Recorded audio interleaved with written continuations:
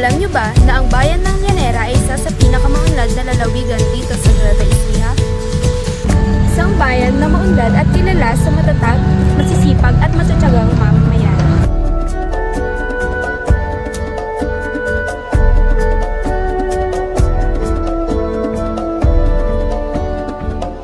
Ang Llanera ay pinangalan kay General Mariano Llanera, isa sa mga magigiting bayani ng himagsikang Pilipino.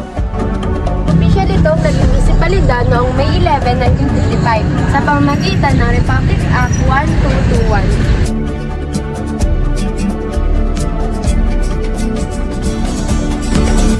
Kilala ang Nueva Ecija bilang Rice Granary of the Philippines. Isa sa mga dahilan nito ay ang bayan ng Llanera.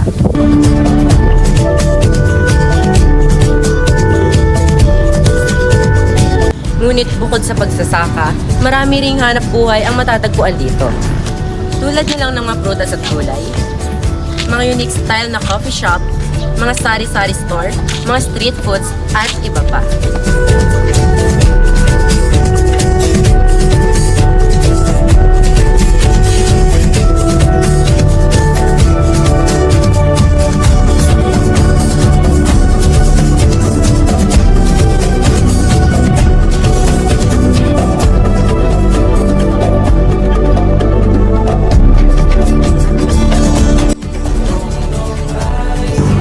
Bilang pagkilala sa kasaysayan ni General Mariano Llanera ay pagpapakita ng tradisyon at kultura sa pagtatanim. Ang bayan ng Llanera ay nagsasagawa ng banwara at pangalan. Hawakan para sa lahat, hawakan mo sa ating pag-ulan. Tanggapin ang pagkakaiba, bawat bayan magkaisa. Ay silang hila-hila sa libu-libu malibang.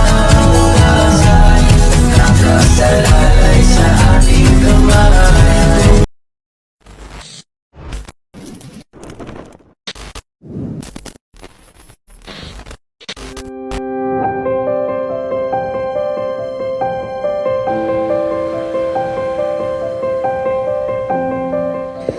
Ang bawat mamamayang Lannerano ay aktibong nakikiisa at nakikilahok sa mga programa at aktibidad na isinasagawa sa aming bayan.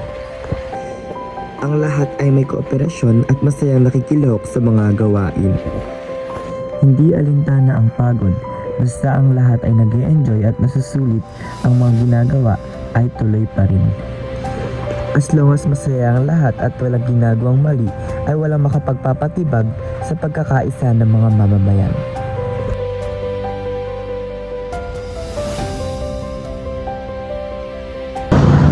Masasabi namin na umunlad ang aming bayan dahil kung ikukumpara ito sa noon at ngayon ay malaki talaga ang pinagbago nito. Isa sa mga naging dahilan ng pag-unlad ng aming bayan ay ang magandang pamumuno ng aming mga leader. Andyan ang aming mayor, vice mayor, mga councilors nito, mga barangay captain ng mga bawat barangay at mga SK officials.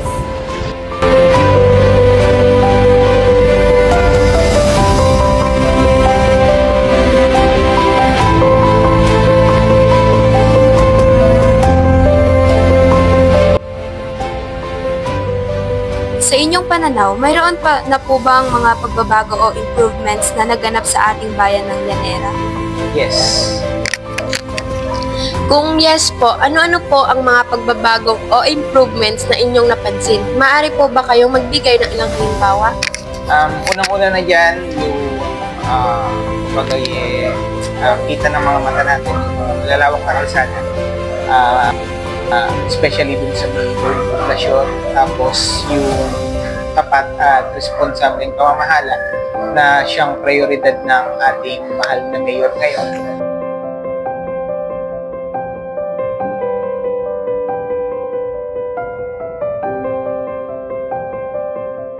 Dati kasi nung una kaming naupo, ang Llanera kung tawagin, fourth class municipality. Kumbaga parang sa elementary ganun, grade, diba? Grade 1, grade 2, grade 3. So, yung Llanera ng fourth class municipality. So, after 3 years ata o 4 years, ngayon, ang Llanera na is second class municipality. Ibig sabihin, tumaas yung level nung munisipyo natin. At the same time, syempre, pag tumataas yung class, tumataas din yung pondo. So, lahat doon ay apektadong pa ng munisipyo, yung pondo, tataas din yung pondo ng barangay. So, ang kagandahan nun, tumadami yung mga investor. Kunwari sa bayan, kung mapapansin nyo dati, di ba, mga maliliit na tindahan lang. Ngayon, napapasok na tayo ng mga iba't ibang establishment, yung mga usig na yan, mga 7-Eleven.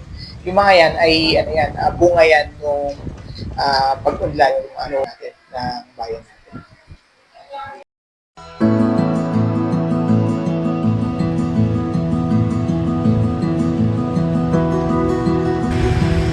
Isa pa sa mga naging dahilan ng pag-unlad ng aming bayan ay dahil sa mga hanap buhay dito.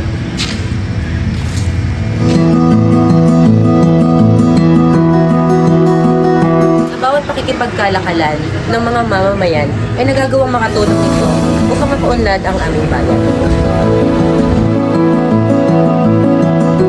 Hindi lang kami nag-aangkat, kami din ay nagproproduce.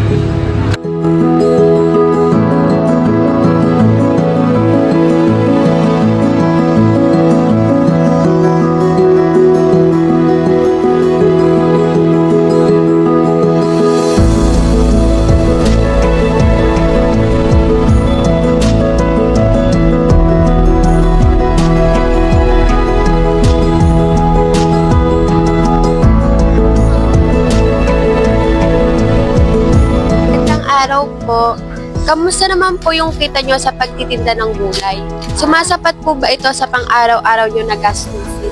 Survival naman din.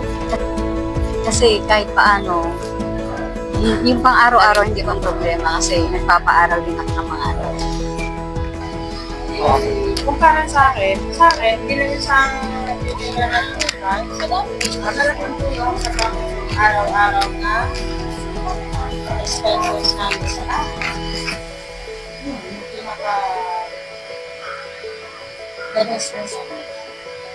Naging malaking tulong po ba sa inyong pamumuhay ang pagtitinda? Ano naman po sa tingin nyo ang naitutulong yung mga nagtitinda dito para sa ikaunlad ng bayan natin?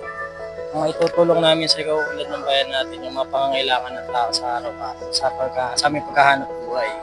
Yun ang malaki na itulong sa ating pagtitinda.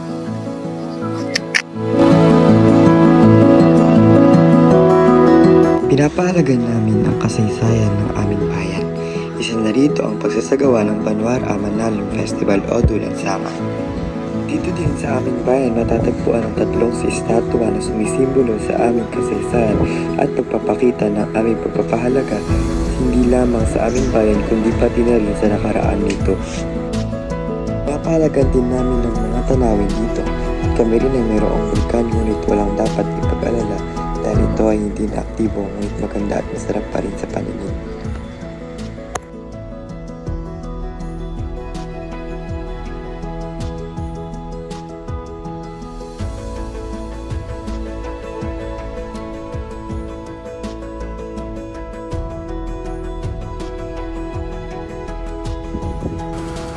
Dito sa bayan ng Lanera ay may iba't ibang paniniwala dahilan na magkakaiba kami ng pinagmulan, lahi at relihiyon. Kaya salungat din ang aming mga paniniwala. Sakon yung halimbawa, bawal kang maglabas ng pera sa gabi. Bawal kang magpahiram ng bigas ng gabi. Bawal magwalis sa gabi, wawala raw ang swerte. O, Bawal maglinis pag may patay. May susunod daw. O.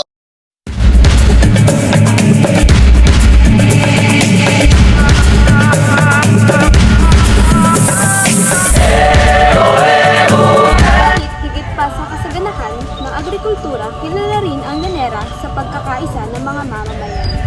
Dito, ang tunay na lakas ay makikita sa pagtutulungan, bayanihan at walang sawang pagsisikap ng bawat isa. Ang tapang ng mga taga-Lanera ay hindi lamang nakitukat sa salita, kundi sa kanilang araw-araw na paggawa para sa pamilya at sa kanilang bayan. Sa paglipas ng panahon ay nananatiling buhay ang kasaysayan, kultura at tradisyon ng Lanera. Isang bayan na maipagmamalaki ng mga bawat Lanerano at patuloy na magbibigay ng inspirasyon sa mga susunod na henerasyon.